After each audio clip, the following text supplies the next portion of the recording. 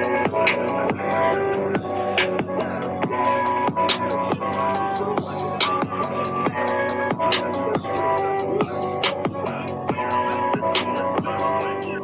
the goddamn button. Push the goddamn button. Why did no one tell me that breaking up with someone who hasn't necessarily done anything wrong to you is literally the hardest thing in the world? Because I just broke up with my boyfriend of 5 years because I just feel like we're not on the same page anymore. And This would be the last time I stop it. I'm gonna let her cook, but I'm already just with my antennas up because you're telling us why. Why are you sharing this on social media? Do you have a fan base? Do you have an audience that follows your life? Is this what you do professionally? Are you making money from this? Exploiting your experiences with your partners and different things throughout your day? Is that how you get by? I'm just curious to know where this is about to go because it sounds like she's about to say some real deep, dark, sinister shit about this dude. And I just want to know where we're going with this. So I'm gonna shut up. we're not on the same page anymore. And honestly, like I would never make a video like this, but I genuinely feel like this is such a finalized decision. And I did this like maybe like almost 2 weeks ago now, but like I just know that this is such a final decision and I'm never gonna go that I feel like I am safe enough to talk about it. So we've been dating for 5 years, and honestly, I have nothing but good things to say about him. But obviously, we had our trials and tribulations throughout the relationship because, again, we were together for 5 years. But during the 5 years that we were together, when we first started dating, we both started in the same place. So it naturally, like, I don't know, like we were having fun. It was a lot of fun. But like within 5 years, I grew so much. And I don't want to say he didn't grow at all, but he just hasn't really progressed as far as I have in the 5 years that I have. And it's not because he's not capable of doing and moving fast, but it's because he doesn't apply himself to the fullest. And I just feel like coming from an immigrant background, I just feel like I would be doing my parents such a disservice to really commit my life to someone who does not apply themselves 110%. And honestly, I sat on this decision for so long. I'm like going back and forth between do I stay with him? Do I not? You know, like he's still such a kind person and like I can see that potential, but it comes to a point that like how when is potential not going to be enough? Sorry. I know. I know. Said I wasn't going to do it, but I got to do it because if I don't, I'm going to forget and lose my place in my train of thought. And I don't want to. All right. So let's start here. Nothing was wrong with him at all. Did you hear anything? I didn't hear anything. He wasn't abusive. He wasn't stepping out of the relationship. Sounds like he was pretty stand up. Sounds like the transparency was clear as day. But what did I hear? He wasn't ambitious enough. He wanted to be content doing what he was doing. We started out here. I got introduced to this, and this because I am not satisfied with being here. Being here to me is not adequate for me. not for the type of lifestyle that I require. So I need to do things to progress, which is fine. But in doing that, my desires and the way that I looked at him no longer is for me is not familiar. I don't have the same tingling in my body that I did before. So uh that's going to be a problem. Sounds familiar? I'm sure it does. I'm sure it does.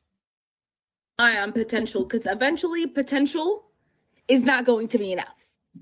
And also, I had to remind myself that someone being kind to me and being nice to me and, treating me like a decent human being is the bare minimum. Like, you should be a nice human being to your partner, duh.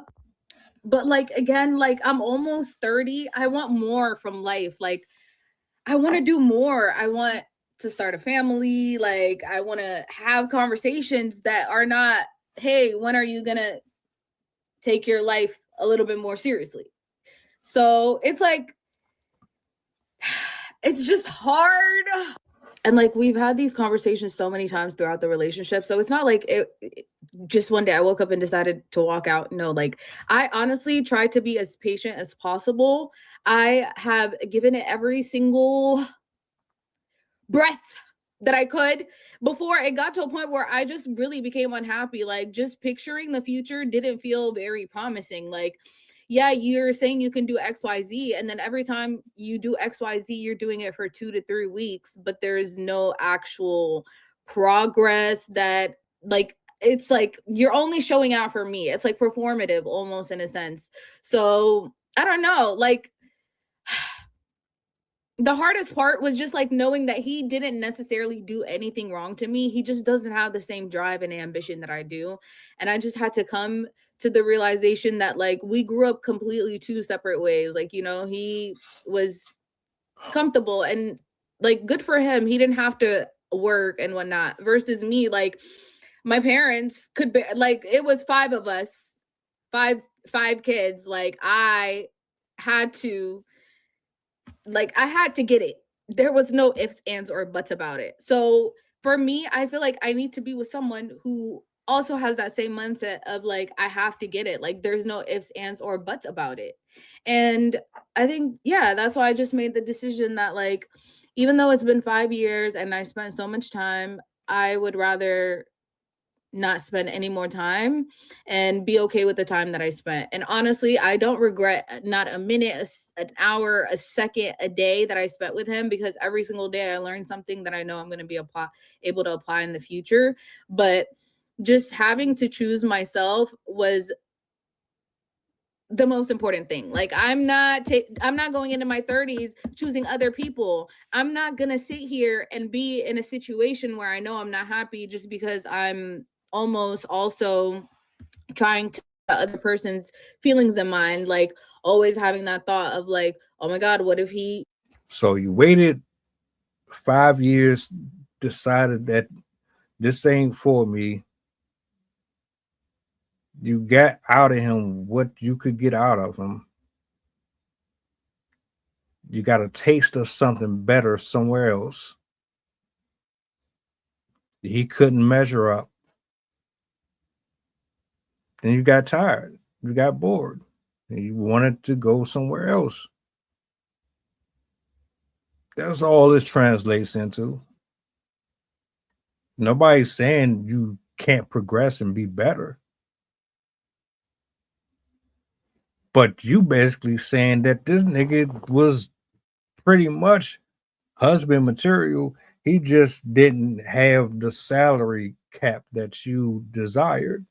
Now, if he made more money than you and he was still doing what he's doing right now, you wouldn't say shit. You wouldn't complain. You would have found a reason to leave the relationship anyway, because what a lot of people don't understand is if a person is going to stay there, they're not going to stay there because of the money. they're gonna stay there because they actually like the person, who you are. If they don't like you as the person, all that other shit don't you you're just a convenience. The brother was just a convenience. This shit you talking here, ain't nobody trying to hear that.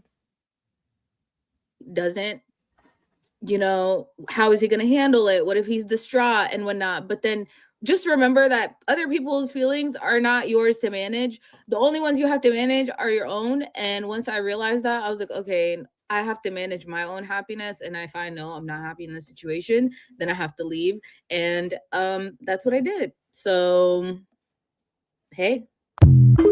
Yeah, that's bullshit. It's a bunch of bullshit. It's cool. Moral of the story, be happy with who you are, your career. If it ain't bringing you 6 figures a year and you still content with that, it's fine. There's no problem with that. If these motherfuckers around you can't really cope with that, they're not for you. Don't sweat it. Figure out who these people are before you start investing. You fucking 30 years old or going in your 30s, just left 5-year relationship probably because you met somebody else that had more money than he did. And you probably think the grass is going to be greener on the other side, and you're going to find out the hard way. It's not like that. I would tell bro, don't even spin back. If she try to come back to you, leave her right where she at. Because that's some real dirty, trifling shit. And this is why a lot of dudes be all fucked up in the head, because they be like, and even I'm like, how can you be such a decent dude and get screwed over? But see, a lot of these chicks were raised wrong. A lot of their mindsets are just all over the place, so they don't know how to handle anything that is normal and like proportionately aligned with what the calling requires of them. So they have to be scattered and miscellaneous with their priorities and what's important. There. Each his own, though. Y'all tell me in the comment section what you think about that story time. Welcome aboard the flight. This is pilot who shies to talking. We going back to Memphis and coming straight from New Orleans. The estimated time of arrival is about an hour, and I can turn your ghost if you try and play with my power. So when you look up and see the sun flashing, stay in your seat. If the flight attendant say you making trouble, then we got beef. The turbulence might get rocky. You better not spill your food. This is bread and plain if you get it messy.